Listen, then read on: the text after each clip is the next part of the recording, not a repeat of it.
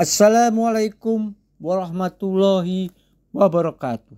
Kali ini saya akan membahas tentang sosok yang sangat terkenal di kalangan masyarakat Banten, yaitu Abu Yamun Pasir pada Rincang, Banten. Siapa dia dan apa saja karomah serta karisma yang dimilikinya? Mari kita simak bersama. Ulama daripada Rincang, Serang, Banten, Abu Yamun Pasir Hafizallah tinggal di pesantren tanpa nama di kaki bukit pada Rincang. Dia pernah mengajar sebagai dosen di sebuah perguruan di Cirebon. Kemudian beralih ke pembangunan pesantren dengan menjual berbagai hartanya untuk membeli tanah dan membangunnya. Pesantren Abu Yamun Pasir ini tampak sangat tenang dan asri. Pondok pesantren ini tidak memiliki papan nama. Pesantren asuhan Abu Yamun Pasir menampilkan banyak tulisan nasihat untuk para santri dan pengunjung. Tokoh sufi yang sangat warak dan zuhud bernama Abu Yamun Pasir. Beliau adalah salah satu ulama yang paling dihormati oleh masyarakat. Dalam hal makanan dan hubungan sosial, Abu Yamun Pasir sangat berhati-hati. Menurut Kang Iin, salah satu tokoh pemuda Banten, beliau lebih memilih menyendiri, mengurangi interaksi dengan orang lain untuk menghindari segala bentuk fitnah akhir zaman. Kang Iin mengatakan bahwa dewasa ini sangat jarang orang yang sangat berhati-hati dengan makanan mereka untuk menghindari hal-hal yang tidak jelas, baik dalam proses pengolahan maupun dalam transaksi perdagangannya. Di Banten, Abu Yamun Pasir sangat dikenal karena sikap zuhud dan waroknya yang sangat jarang di akhir zaman ini. Dalam penerimaan santri di pondok pesantrennya, Abu Yamun mensyaratkan beberapa hal. Salah satu syarat yang dia tetapkan untuk dapat mondok dan belajar di tempatnya adalah dia tidak dibolehkan membawa apapun. Dilarang membawa pakaian, hanya yang melekat di badan saja ke pondoknya.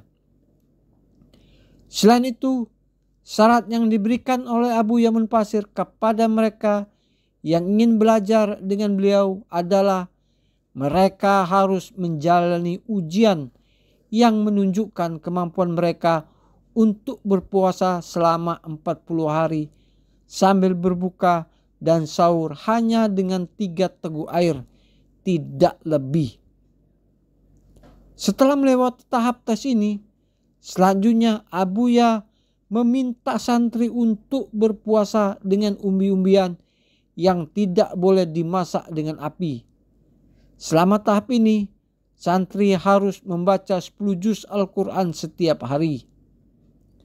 Setelah itu, kita sampai pada tahap syarat tertinggi yang diberikan oleh Abuya, puasa mutih, yang berarti hanya makan nasi putih dan sedikit garam.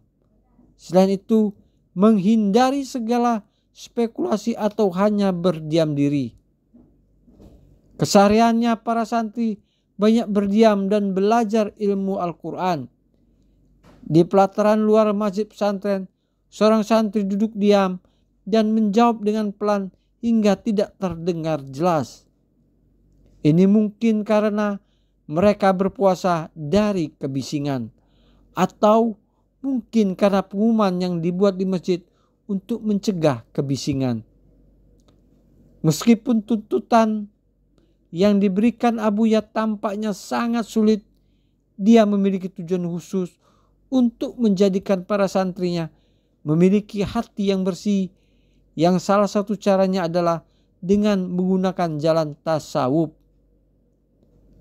Abu Yamun Pasir pernah menceritakan ketika keadaan sedang buruk saat krisis moneter.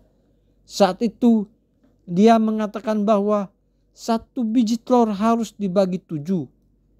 Dia pernah dihubungi seseorang untuk meminta doa. Beliau merasa tidak pantas mendoakan orang tersebut pada saat itu.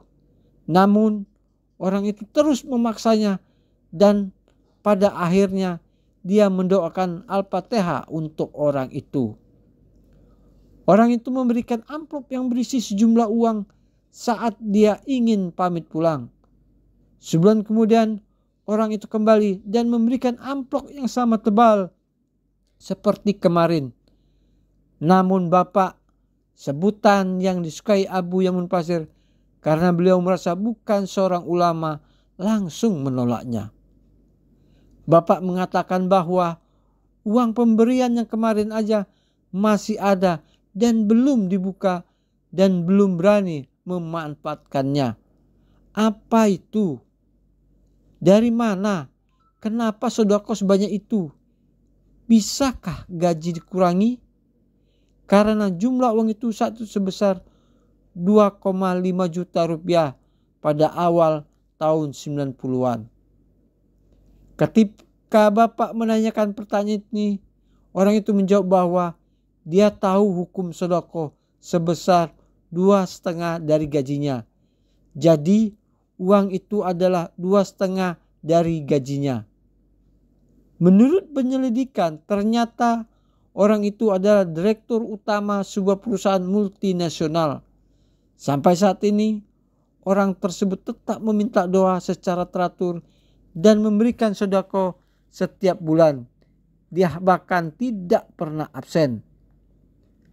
Abu Yamun Pasir juga merupakan paku Banten bersama tokoh terkemuka Islam lainnya, yaitu Abu Yah Muhtadi Cidahu dan Abu Yasar Iciomas, yang mampu menjadi penangkal bencana di tanah Jawara, Banten.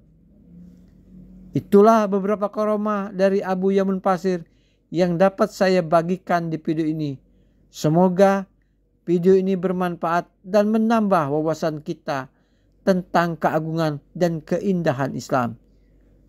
Jika kalian suka dengan video ini, jangan lupa untuk like, comment, share, dan subscribe channel saya. Terima kasih sudah menonton. Sampai jumpa di video selanjutnya. Wassalamualaikum warahmatullahi wabarakatuh.